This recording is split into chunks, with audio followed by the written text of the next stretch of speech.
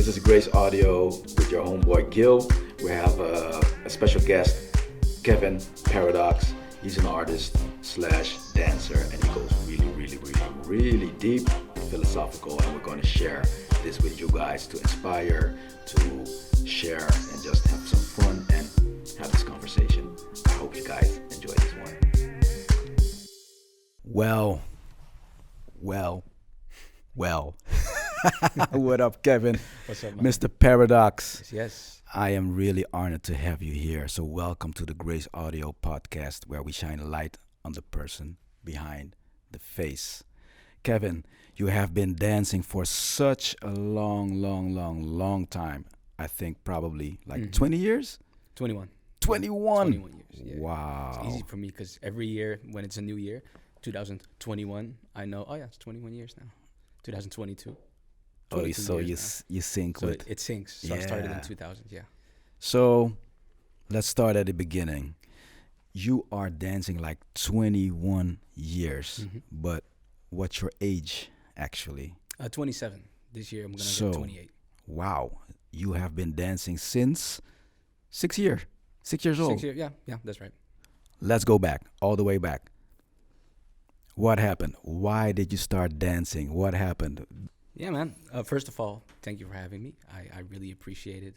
For me, it's just as much of an honor to be here as well. We've known each other for a long time, so it's really dope to be able to sit here and do something that of yours together. So I appreciate that a lot. Nice. I basically started because of my parents. My mom is a singer. She was a gospel singer. My dad is a bass player, and so they were always playing music. You know? Right. They would have these events that they would go to. I forgot the names of them, but sometimes we would travel to Spain and just have a huge gospel event there.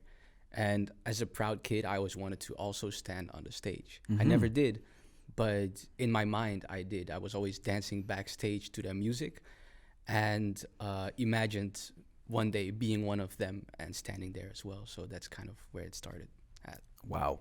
So you were actually very inspired by your parents. Yeah, absolutely. Your father playing the bass and your mother singing, right? Mm-hmm.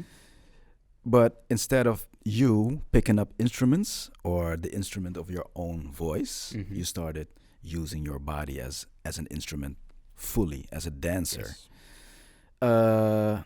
Yes, I've known you like maybe for 14, 15 years. That's crazy, man. That's crazy. That's crazy. And I noticed that you have this huge energy. You can be very calm. You can be very energetic and everything between that. But now you are 21, 2, 7. 20. You mean my age? Yeah, your age, 27. 27. Okay. Yeah. 15 years ago, you were like wilding out. Yeah, true. I know when we were practicing in the hip hop house, shout out hip hop house, Man. you were like all over the place, tricking, somersaults, butterflies, I don't know how you call these things, dancing in front of everybody's face, acting wild, jumping around, all of that. And that was, for me, the beginning from what I saw that grew through the time. But I never imagined that Kevin would become Paradox. So we'll come back to this. For sure. The name Paradox. Oh, man. For me, when I hear paradox, Yes. because we speak the Dutch language, a paradox is like a contradiction. Yeah. Something like that. Does it has to do something with your name Paradox or As not? well. As well. That's Explain. That's a deep story. My name comes from two things, basically. It started with being inspired by MC Escher, who's a Dutch artist. He creates paradoxical art. And like you said, a paradox is a contradiction. And in art, sometimes an illusion. So think of the crazy crat or crazy crate. I don't know if you know what that is. No. Okay, it's basically a box where the lines connect in such a way that in 3 dimensions, it really doesn't make sense. You know, or like the pictures you have, and you look at it, and it's like, whoa, yeah, exactly. Yeah. It's not right. It does. It doesn't make sense. It trips you out, right? Exactly. Yeah. And so as a kid, my dad, for some reason, always showed me these kind of artworks just to intrigue me, and he would ask me questions about it. Like, do you understand it? Do you see it? How does it work? And that ended up becoming a big inspiration for me because as I became older, I understood, or it made sense to me that these things are not possible in this dimension, in our realm physically, but through art, someone is actually able to bring it here and bring it out, you know? And so somehow that connected to my dance, and I was just inspired to try and do the same thing. I said, okay, this person is so well structured, so smart with his art that he's able to basically flip how we perceive reality. Wow. I want to be, I guess that's that conscious of my art to be able to almost make it like it doesn't make sense. Right. That, you know, it got to this point. And that's kind of where it started at. Story does continue, and I'll do a very short version of it. I had a problem with sleep paralysis when I was young, and I would have it every single night. I don't know if you know what sleep paralysis is. I know, but maybe for the audience you can explain. It's basically when you get stuck in your sleep and you can't move. You're awake, but you're not. It almost feels like a dream, and you can't move. It's hella scary. You see weird stuff sometimes. And I used to have that every single night. Right. Super tiring. Super tiring. Yeah. But at a certain point, I said, okay, if I'm going to have it every night, I'm not going to let this happen like this anymore. I'm going to try to control this situation because I don't want to wake up tired the whole time. Right. So I would just close my eyes and just, you know, try to wait for it to let me go, to get freed from that weird feeling. Yeah. And in those minutes or hours or however long it took, I started just fantasizing about other stuff. Dance, music. What can I do today? What can I practice? Maybe I can work on this technique. What are the things that I learned? And I was just, you know, backtracking and basically using the time wisely. So you were already dancing? I was already dancing. Right. Yeah. I was already dancing. This was when I was like 12, 13, and it continued till I was like 15, 16, something like that. Little did I know, or after I had that whole situation, I found out that the name of what I had was not just called sleep paralysis, but also the paradoxical sleep. But I was already called Paradox at that time. Really? So that was a very strange connection for me. And because of that, I said, okay, I'm going to have to keep this name forever because this now has a completely different meaning to me. Yeah. So that's where the name actually So it became even more personal. It became real. It became real. It changed from a nickname to something that had to do with what I actually went through, basically. Right. So that seems like some kind of destiny. That's how it felt. I don't often tell this to people because, you know, it sounds funny. You know, it sounds like a fake story, maybe even. Why? I don't know, because it sounds so destined to be. Okay, but in that sense. Yeah, exactly. Yeah. Okay, but so you already had the name Paradox. Yeah, I already had the name. People were already calling you. No. Not really. No, but maybe two of my friends. That was it. That was it. Did you give yourself the name, or did somebody? Okay. Well, now I say that I didn't give it to myself because something else happened. Something else happened. Right. But what was the first motivation to give yourself this name? Yeah, that was my dad. Yeah, your dad. Right. So your dad and your mom had a big influence on your development in your adventure as a dancer, right? So much. Yeah. So much. Can you tell us a little bit how it went? Because from what I saw is that I saw Kevin Paradox everywhere, but I also saw his dad everywhere. Exactly. Everywhere Kevin went, his dad went. So I was like, wow, this dude is really, really supporting his son at the max. And I was like, if every kid could have this, it would be so wonderful and so encouraging for a son or a daughter to be inspired just by that.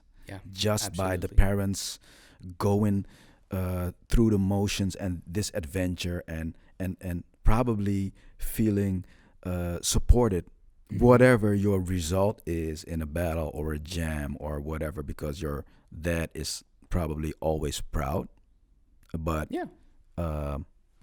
you can tell that story Yeah. yourself. So Honestly, later on, I would find that he was proud, but before it was more of a we're just having together time, and that's I guess that's what made it so helpful and so what made me be able to build on him. As you know, I know there's a lot of parents who are actually pushing their kids. yeah, You know, especially younger kids get pushed when it comes to dance, Mm-hmm. and I feel like what was really strong in how my dad supported me was that it didn't matter to him what would happen. It was just a way of spending time together. Right. You know, it was just him investing time into what I was interested in, not caring what would come out of it. And he said that many times to me. You know, even recently we had a conversation where he was talking about it, how he just thought that it was nice to be involved in his kids' interests, and that was more than enough for him. But yeah, he brought me to a lot of places. I've been very, very fortunate because my dad has its own company, an electronic company, Yeah. and he would often have to go to places, different countries, or different countries within Europe at least, to see his co-workers or whatever, Right. and to do business. So whenever I would see an event online, I would be like, "Yo, Dad, look, SDK 2011. Yeah. I would love to go." Yeah. He would just look up if he knows some people around. He would be like, "You know what? Cool, Let's go. let's go. I'm gonna do Yeah. some work. I'm not gonna have time for you the whole time, Kev, because I'm gonna work." Yeah. I don't want you to be there anyway, Dad, because Yeah. you know I want to be alone with the kids at the parties Yeah. and stuff. And then we would split up. He would leave me there. I would do my thing and come back. You know, and he did that a lot. And honestly, that traveling at a young age, that just going to places, meeting people, was so extremely important for me Yeah. because it helped me, one, of course, gain knowledge of the culture. I didn't know nothing before I started traveling. I didn't know anything. I knew, of course, there were styles popping, locking, hip hop, crunk, Yeah. a little bit, but I wasn't aware of the body of time that went into them, of the history that was in it. And through traveling, through being at different places, I got to experience different people, and everyone has a different story. So even though at that time when I was younger, I wasn't really, you know, aware of that, or I didn't really care of it, I was just trying to have fun. Yeah. I took it with me, you know, Right. and that helped creating these building blocks for me to eventually get to a place where everything started to connect. Nice. That's my dad, man. Nice to hear that you are very aware of the difference between just doing what you do and knowing what you do, and you're aware of that you are in a space, in a culture, and now that you gain this information, what is the biggest difference between the earlier Kevin Paradox and dancing, and after this fact that you gained this information and this awareness? What is the biggest change, or maybe we could say like a turning point?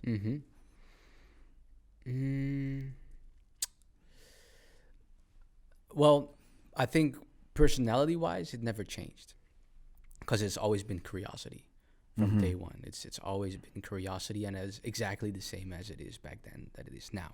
Okay. I think the only thing that changed is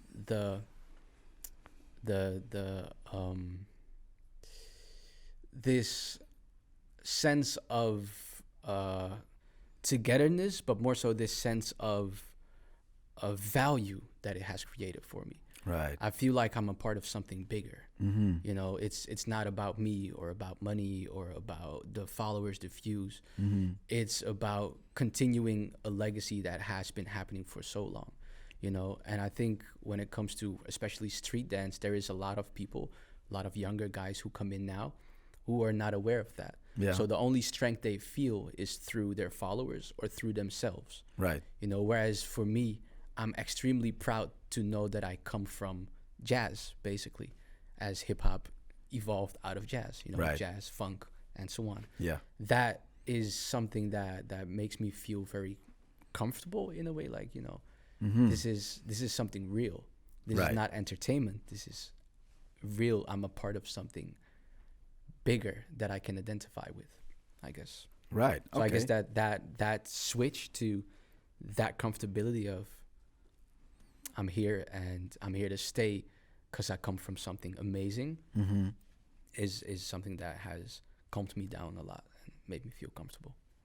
So I hear that you're comfortable right now, or when you gain this awareness, you got more comfortable within yourself in this Hmm. culture.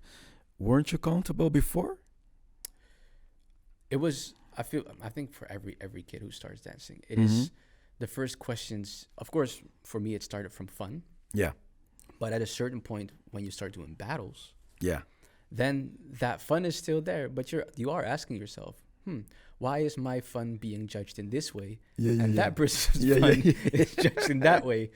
Why is his fun better than mine? What is happening? So Mm. you, of course, especially kids, you're starting to ask yourself like, hey, this is a competition now, what's going on? Mm-hmm. And um, I was always comfortable because I always felt that I was on the right path through my emotion. Right. But I did ask myself, is what I'm doing right? Am I doing the right stuff? Am I preaching the right thing? Am I, moving in the right way according to the culture? You Right. know, and at a certain point, that question was not needed anymore, and that's when it became completely comfortable. Right. So you got answers actually. Yeah. You had questions, you got answers, and that's how you became more comfortable within your movement, within your emotions, Mm-hmm. within your own judgment. Yeah. Yeah, very interesting. And you're talking about the culture. We're talking about the hip hop culture, Yeah. right? As a dancer, as an artist, uh, As but a person, actually. as a person, okay, Because for me, my hip hop culture started when my mom played Missy Elliott. When my right? mom played her music, Yeah, or played any funk. That's when it started for me, not when I started dancing. When yeah. my mom was in the car and said, "Let's go, bob your head like this," and I was doing Hey, that. yeah, That's yeah, where yeah. it started when we were laughing together.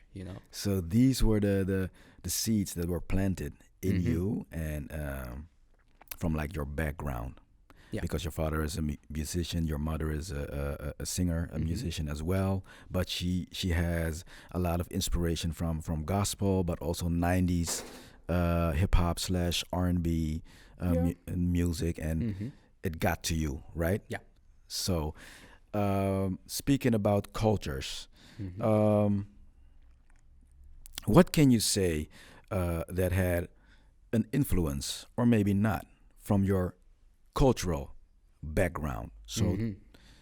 what can we say about that? What can you say about that?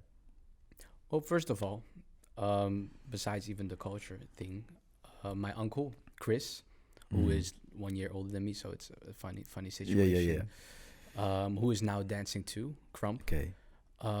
Back in the day, he was dancing with his friends. We would go to his house, Mm-hmm. and he would do these head spin challenges with his friends. Mm. I was hella young. I think I was like 6 or 7, and I would always try to join in. So, like in general, dance music was always around everywhere. I literally had no chance. I had Mhm. to dance. There was no option, Yeah, yeah, you yeah. know. But one thing that me and my family always talk about is how rhythm is embedded into us. Yeah. How we are at parties, how we are just from my grandma on to me to the next generation. There's never singing a song without having a beat underneath it, Right. without us grabbing a pot, a pan, grabbing whatever is around to make a beat. Yeah, yeah, You yeah. know, it's always been around us, and it's always been the way we express ourselves. And that is then, of course, from the Surinamese side of the culture, because from the Dutch side, not so much, which is fine, Mm-hmm. which is fine. I got a lot of special things from that side as well that I'm very proud of. But Of course. movement wise, music wise, Mm-hmm.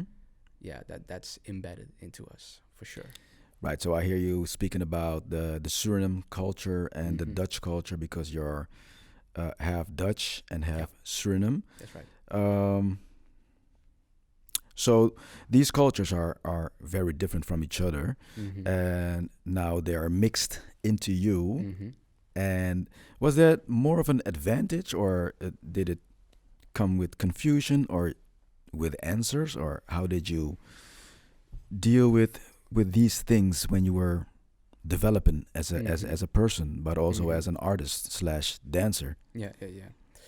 Both Mm-hmm. advantages and of course confusion. Mm-hmm. Um, I guess you face moments, or I guess I would have faced moments where um, that Dutch side would be to me would be to me would be Mm-hmm. visible in an environment where the Surinamese side is dominant. You Right. know, where if somebody would talk, for instance, in Surinamese, Sarangan Tongo, to me, Mm-hmm. I wouldn't understand it. Yeah. And you know how Surinamese people are. They make fun of you if they have to. So so that as a kid, that makes you True. feel very uncomfortable and makes you feel very ashamed. I You know. understand. Yeah. And then on the other side, being of this color, if I would be at the white side of the family, Mm-hmm. I would be literally the only one. And Mm-hmm. so yeah, I would feel um, not completely connected. My conversation is different. The Yeah. things that I'm interested in is very, very different, you know. And even though there was never any negative energy on both sides, of course, me being there, I feel self-conscious. I would Yeah. feel Of self-conscious at course. certain moments Mm-hmm. and feel like, okay, I don't completely fit in. Mm-hmm. But honestly, that is completely fine by me. Yeah. Yeah. Yeah. Yeah. Yeah. It is fine, you know, because it also comes with a lot of beautiful things. Of course. I've learned a lot of things from the white side, Mm-hmm. a lot about kindness through my grandmother, you know, who Right. passed away. Um, from my dad, who is a businessman, Mm-hmm. who, of course, helped me to also understand that section, that side, to a certain extent, you Right. know. So it comes with both positives and challenges. You Right. know? Right. Right. So you were already adapting, learning, and uh, gaining more awareness in a way that you could learn from, right? Yeah. And so now you're in this other culture, this hip hop culture, and you're developing as well. So what I saw is that I saw Kevin Paradox training with everybody, acting out, doing wild Mm-hmm. stuff. But at a certain point, I was like, Kevin Paradox, Kevin, he's all over the place. And I didn't even realize Mm-hmm. how much all over the place. And I don't mean the Dutch scene, but it reaches out to the whole world, from Mm-hmm. Japan to whatever Mm-hmm. country you have been there. And what I'm interested in is you have a certain philosophy, you Mm-hmm. have a certain way of thinking and applying it to your movement, Yeah. and you are so opened up Mm-hmm.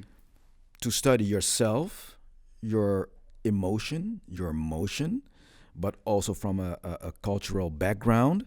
And you have so many systems Yeah. you have developed to train yourself, not only physically, but emotionally and mentally too, and connect this. Mm-hmm. Not every dancer has this, Kevin. Yeah. Why do you have this, and how did you develop this? Where did it come from? It's profound. It's very deep. Yeah. It's been a long time since I've looked at it myself, honestly. So to look back at it and hear it from you, it's like, oh shit, that's crazy. That is crazy. Yeah. But for me, I used to do martial arts when I was younger. Right. I wasn't amazing at it, not at all, but I was very interested in the philosophy of it. Mm-hmm. It made me happy. Just legit, it made me happy to feel again a part of something bigger. Mm-hmm. You know, to feel like I was in this pool of knowledge, of information, and I could just swim around and see myself grow as a person. That to me was the most fun game ever, you know? Right. And with that, of course, that inspiration from martial arts came into dance. You know, being inspired by Bruce Lee, by Jackie Chan, just the videos of Chan, who is probably my biggest inspiration ever. Really? Everyone says Michael. For me, it's Jackie. Like, Wow, not even a dancer. no, it's Jackie. Yeah, yeah. That, And but yeah, Bruce Lee, right? absolutely. Yeah. But Bruce was more um, the philosophical side, Right. and Jackie was more the just go for everything. Yeah, yeah, yeah, yeah. Because the way he goes, On the next level. I've never seen it. Yeah, before. yeah. That's man is a legend. But anyways, um, I read this book when I was younger, The Tao of Jeet Kune Do, and it's not a really deep book, but as a kid, that feels very deep. When you read course. about someone talking philosophical about movement, Yeah. about the martial arts, and talk about the reasoning behind what he was doing, Yeah. that stuck with me deeply. And Right. so as I transferred into dance, or as I became more interested in dance, Yeah. it came with it. I took it with it, basically. I took it with me, and I started to take these philosophies so serious that I would put them into my dance and ask myself, okay, so if that is what it means to him to do martial arts, what does it mean to me to do dance?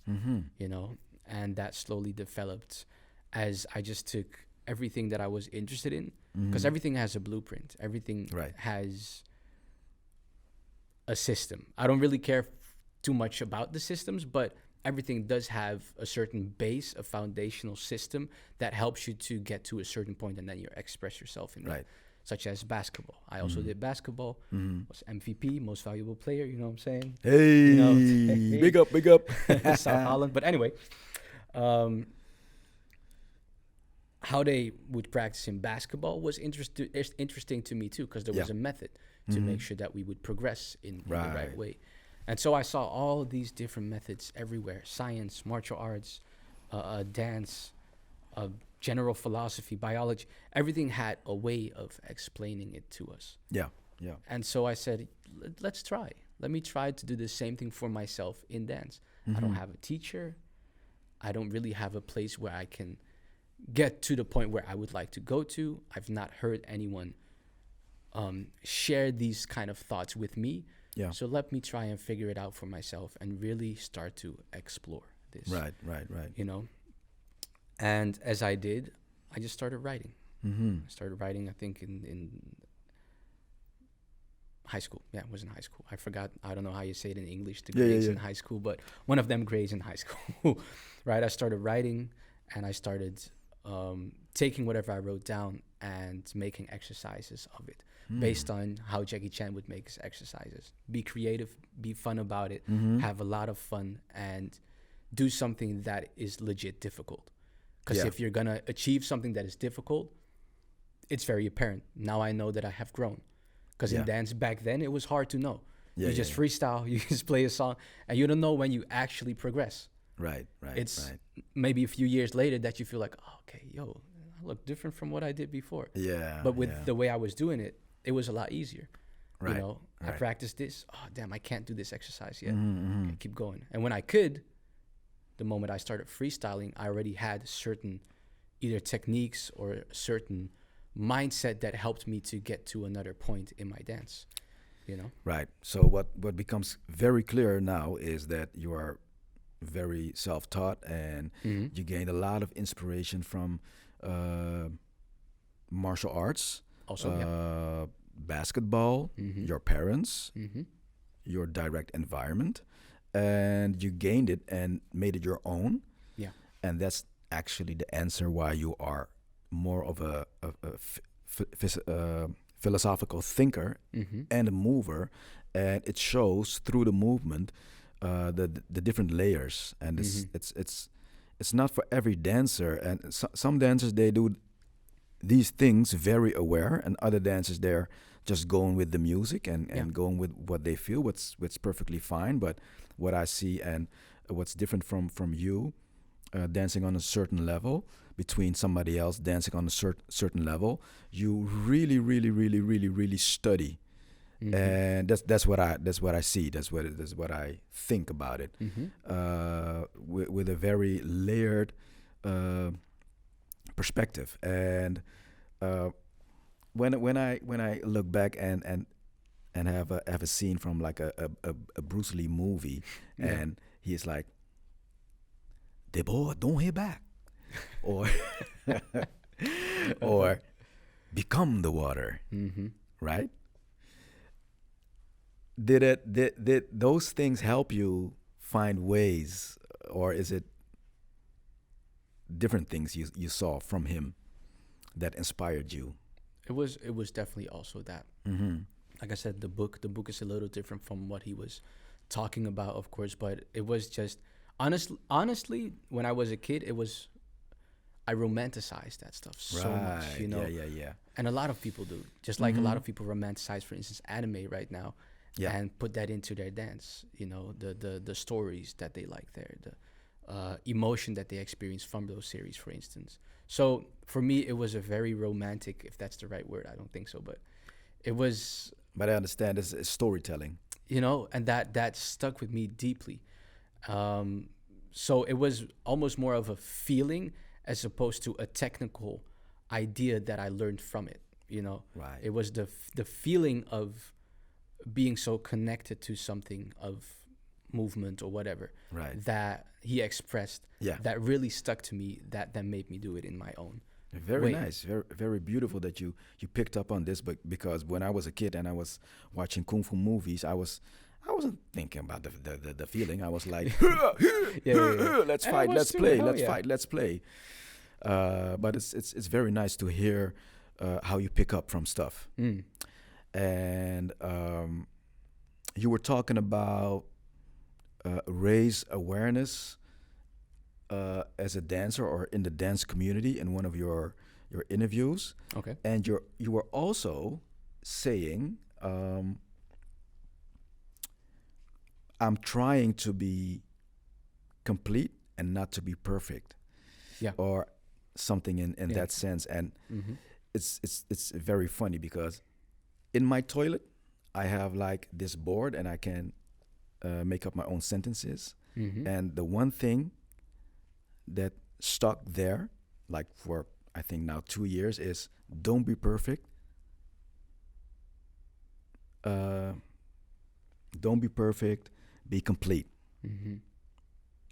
And when I saw this interview and you were like, I don't want to be perfect. I want to try to be complete. I was like, I look at this board every time when I go Yeah, to yeah, the yeah. toilet, Uh-huh. and I look at this and I say to myself, yeah, don't be perfect. Don't be perfect. Be complete. Be complete. And then I saw an interview and I was hearing you saying that. So Mm-hmm. I was like, wow, this is like a very good message. Mm-hmm. Don't be perfect. Be complete.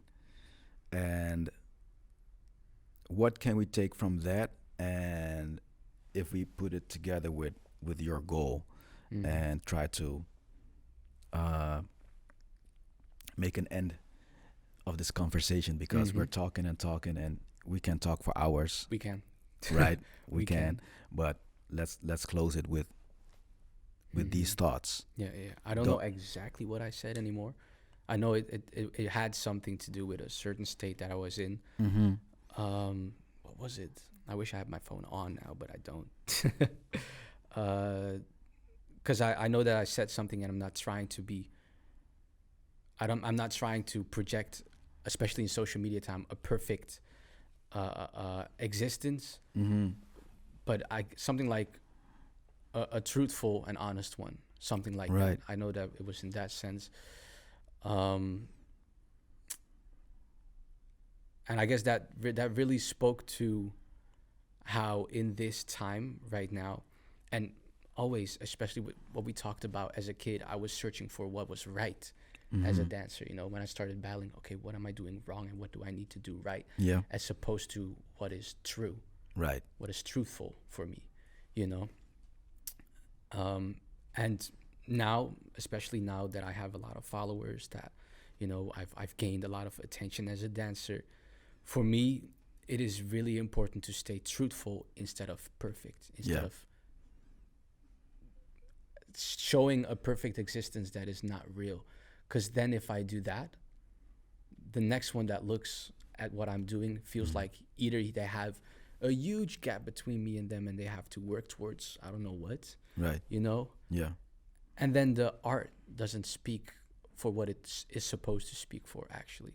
You know, I always say that I'm not an entertainer. I'm an artist. Right. I don't want to be an entertainer. I'm not here to entertain anyone. I just expressed myself, Yeah. and people were able to relate to that. And because of that, I got to the point where I am right now. Right. And I just see it for myself, see it as really important to continue to carry out that message Right. to others, so that at least there is someone and somewhat in our art that they can look at and say, you know, yeah, I can be myself. That is eventually what it's all about. Yeah. It's not about what moves I got. It's not about how many followers or whatever I'm doing online. It's not about the battles. It's not about what other people think. It's even sometimes not completely about if I am completely correct in what I do. In the end, it's truly about being able to make myself, and if I want to, other people around me happy with what is happening, so that when we leave this earth, we actually did something that carries value Right. after it, you know. Right. I guess so. Yeah. Very, very, very beautiful thoughts and goals. And so to close it up, can we say that, oh, close it up yourself. What is your goal for tomorrow, next week, next month, for Kevin as a person, as an artist, as Paradox? What can we give the people to be inspired? Okay, well, you know, It's two for me, questions. it's two questions. Yeah. In a way, I'll try to figure it out. Yeah. My personal goals, I always have goals on multiple levels. There's never one singular thing that I'm focused on. I have a goal for myself as a person, Right. because I want to grow and I want to be a healthy person for other people around me. So in that sense, my goal is to wake up and be unbiased to who I am as a person, be unbiased to what I do, so that I can listen, evolve, and change to someone who is truthful to the moment. That may be with people, that may be with myself, that may be with whatever, you know. Right. Dance-wise, Yeah. at this point, my goal is to continue my philosophies, my theories, Right. because even though I've thought of a lot of them and created a lot together with Dimension, important to always say that, Of course. I can still only do maybe like 60%, 70% of it physically. I know 100% of it, Yeah. and I can only do 70. So I'm trying to, I guess, live up to what I've thought, what I think that will be amazing for Yeah. myself To in come to dance. that point. Yeah. Yeah. So that's for my dance where I would like to go to. Nice. Nice. Business-wise, Right. because that's a Right. thing too. Yeah. I dream of really finding a new path, because for freestyle dance right now, there's a lot and it's beautiful, but also there's not really a lot, because we're all doing the same. Yeah. We're all teaching, True. we're all judging, Yeah. we're all Making theater. making theater. That's it. Or we're all Let's doing videos. let's make a series or something. That's it. For instance, right? There's so much. I'm not gonna say too much, but there is so much that hasn't been done that is being done in other fields Yeah. of art forms, of sports, of whatever, Yeah. that we don't see in dance. And for me personally, it's my dream and my goal to also be a creative when it comes to the business side, and hopefully inspire people with that, so that we can, branch out and do more And grow. grow the dance even bigger. Nice. Yeah. Very, very, very beautiful words to end this conversation. And Kevin, I wanna encourage you to keep dreaming, to keep building, to keep falling, standing up, learning, to do it within every way that's possible for you, and what stays close to you. And I wish you the best, and I'm so proud that you become the person you are, and so giving. You are giving a lot. Trying. It's a lot, and it's not common, and I really appreciate it. And I hope you can inspire bigger, further. Thank you. So I applaud you and I commend you and I wish you the best and I encourage you and I hope to see you around so I can steal some moves from you. Let's go, man. Let's go. We haven't danced for so long, so that is definitely. So thanks for having this conversation with me and with us. Yes, thank you so Grace much. For having Audio, me. and we're building together. Let's keep on building, man. For sure, man. And Yes. likewise for you. I wish you the best of luck with the podcast. Thank you. This was amazing for me. First time I ever did a podcast. So I'm very thankful, very honored to be here. And I know that you're doing something really, really beautiful for the scene. I can't wait to see how it's going to get picked up, how it's going to grow. And you have a standard follower and listener here. So, yeah. Thank you, Kev. Thank you. Bro. Thanks for being you. Thanks for sharing. And we'll see where this goes. Yes, yes. Kevin out. Silveriano out. Grace Audio out. Buy my mixtape.